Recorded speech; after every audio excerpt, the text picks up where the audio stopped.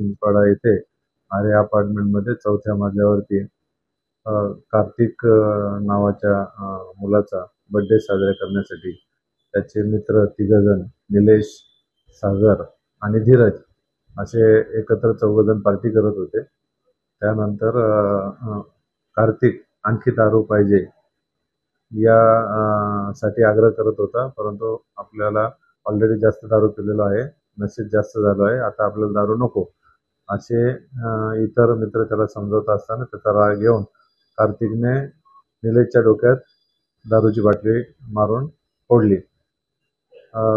अशी घटना आहे. त्यांच्यामध्ये त्याबाबत कार्तिकचे वडील यांनी तक्रार दिलेली आहे की या तिघांनी कार्तिकने त्याच्या डोक्यात मारल्यानंतर या तिघांनी त्याला 4थ्या मजल्यावरून खिडकीतून ढकलून देऊन त्याचा खून केलेला आहे.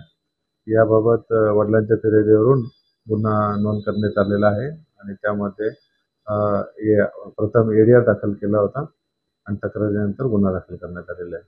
आरोपींना ताब्यात घेतले असून पुढील कायदेशीर कारवाई चालू आहे. एबीपी माझा, उघडा डोळे बघा नीट.